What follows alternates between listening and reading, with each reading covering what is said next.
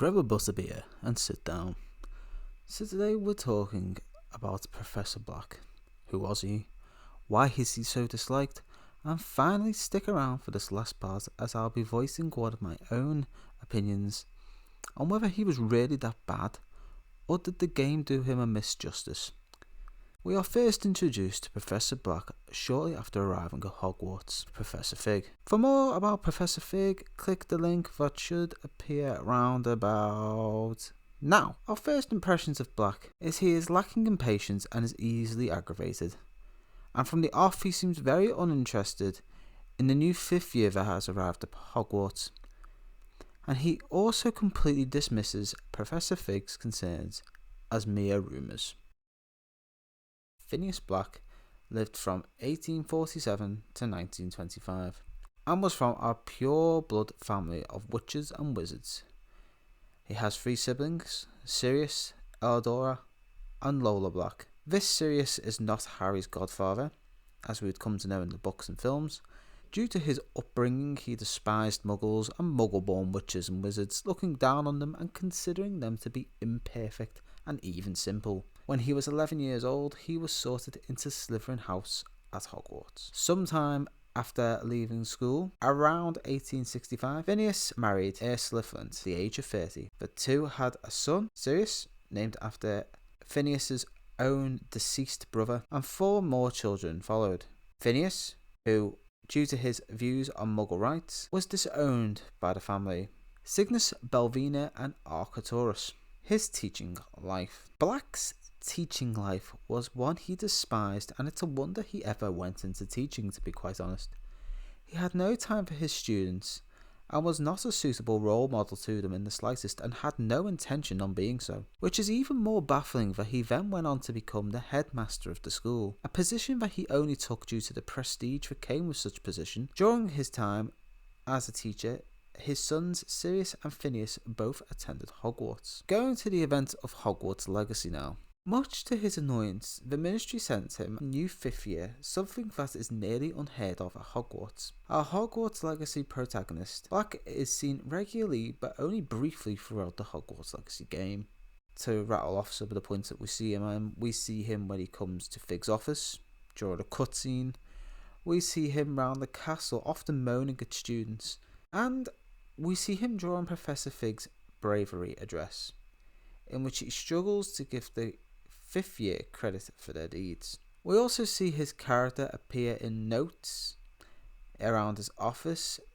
For example, he buys several luxury items, such as a gold-plated hand mirror, but he bills all of these to the Ministry of Magic as headmaster costs. Whilst playing through the game as well, you'll quite often hear NPCs speak about Black. Is spoken about on a regular basis, commenting on him trying to have the Ministry implement a pure blood only rule, as well as him banning Quidditch for the year. And students also often comment on how incapable he is at his own job. His attitude towards the students was well known, as you can hear them comment on how he despises anyone who was not a pureblood Slytherin. He is also not present during the final battle for Hogwarts, though neither are many other professors, but we will get back to this later on. Black died at the age of 78, leaving behind 5 children. He had many grandchildren and even many great-grandchildren at the time of his death. So that's Black in Hogwarts Legacy.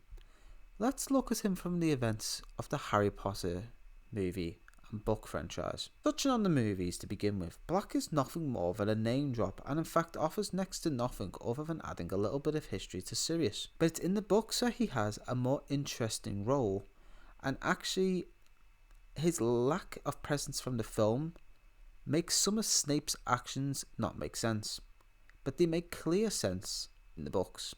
As Black is a prior headmaster to Hogwarts, he, like all those before and since, has a portrait in the headmaster's office. But possibly more importantly, he has one in number 12, Grimmauld Place, the headquarters of the Order of the Phoenix and the family home, the House of Black. Of course, just like all magical portraits, he can move freely between the two, as he sees fit. This is something Albus Dumbledore uses to his advantage, often having Phineas deliver messages to the Order members on his behalf. During the events of the books, Hermione steals the portrait of Phineas and puts it in her charmed bag.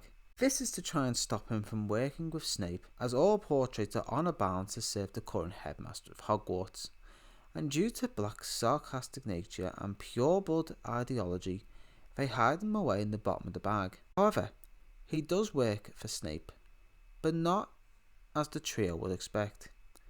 He provided Snape with their location, and in doing so it sets up Snape to drop the sword of Gryffindor close by, thus giving Harry the weapon he needs to break the Horcruxes. In short, Black's reporting back and forth played a huge part in the defeat of Voldemort and his Death Eaters.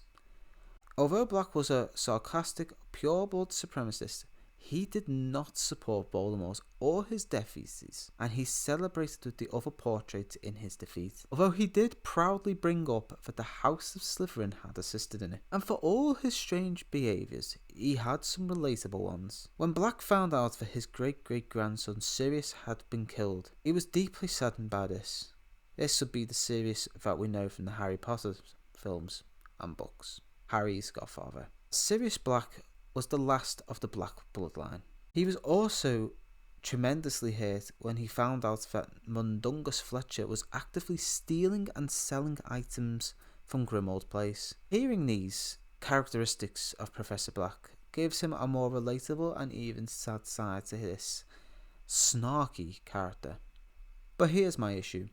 Although Black was a self-righteous, rude, pure-blood supremacist, he was not all bad. He did his part in stopping Voldemort, and I believe he would have and should have been portrayed doing his part to stop the Goblin invaders during the attack on Hogwarts.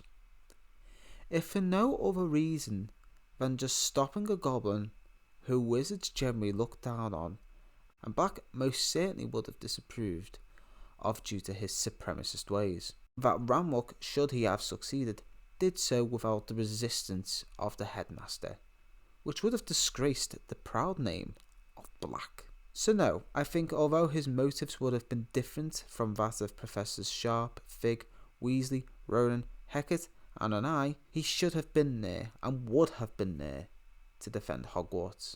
So with that, I ask you, do you think he would have fought for Hogwarts? Have you read the books? Or have you just seen the movies and didn't exactly know how he fitted in? Comment down below and let's talk about it. And be sure to like this video and hit that subscribe if you think I deserve it.